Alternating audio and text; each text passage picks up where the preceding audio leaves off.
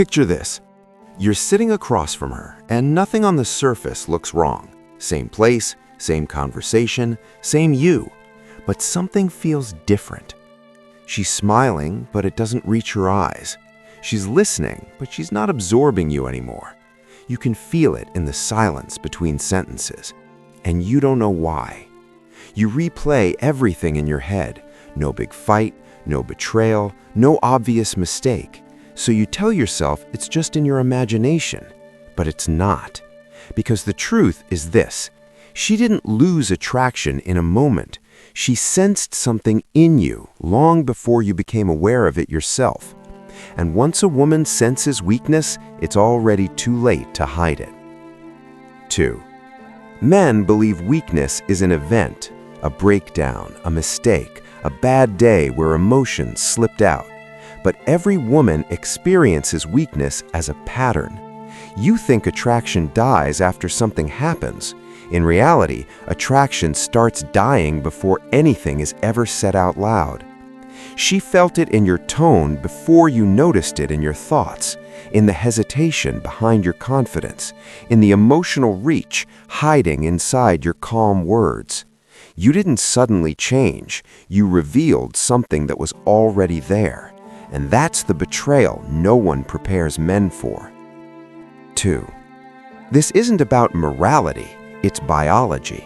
Every woman is hardwired to detect instability early, not because she's cruel, not because she's manipulative, but because for thousands of years, instability meant danger. The female nervous system evolved around one core question: can this man regulate himself when pressure appears? Not can he talk, not can he explain, not can he apologize. Can he remain grounded when things don't go his way? Weakness isn't sadness. Weakness is emotional unpredictability. Men evaluate performance. Women evaluate state. That's the biological imperative nobody tells you about. 2. Here's how it actually works. Weakness is not what you do, it's what you leak. You start over-explaining things that don't need explanation. You seek reassurance and call it communication.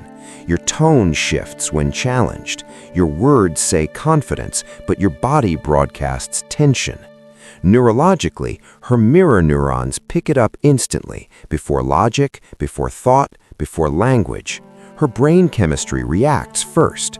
Dopamine drops, cortisol rises, and attraction destabilizes. You can say all the right things while your nervous system tells the real story, and she feels it, even if she can't explain it. 2. This is why weakness never announces itself. It shows up in her behavior. She becomes slightly sarcastic. She questions decisions she used to trust. She tests boundaries that were never tested before. Affection becomes conditional. Respect quietly fades. Let me give you an example. A man commits to a relationship and slowly becomes overly accommodating. He thinks he's being loving. She doesn't leave. She starts correcting him. Another man opens up emotionally without containment. He shares everything. She listens, and then she pulls back physically. Not because she's heartless, but because her nervous system no longer feels stable. This isn't punishment. It's instinct responding to perceived weakness. 2.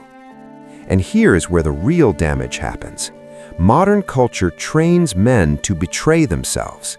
You're told to emote without mastery, to expose without containment, to seek validation and call it healthy. But emotional exposure without regulation feels unsafe to the female nervous system. This is the quiet lie of modern relationship advice. Men are taught behaviors that destroy attraction, then blamed when women disengage. That's not an accident, that's conditioning. 2. Once respect erodes, desire cannot be negotiated back. You can talk, you can explain, you can apologize. It won't matter. Tests increase, arguments escalate, intimacy becomes transactional. She doesn't hate you, She doesn't want to hurt you. She no longer trusts your emotional center. Attraction doesn't die in a fight. It dies in silence. 2. Here's the bitter truth.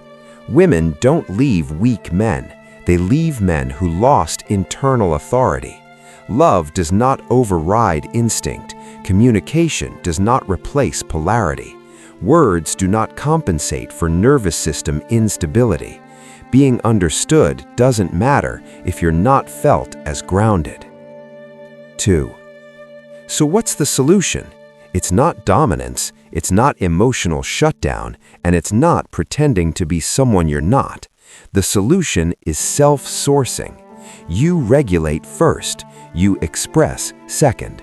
You stop performing masculinity and start embodying containment.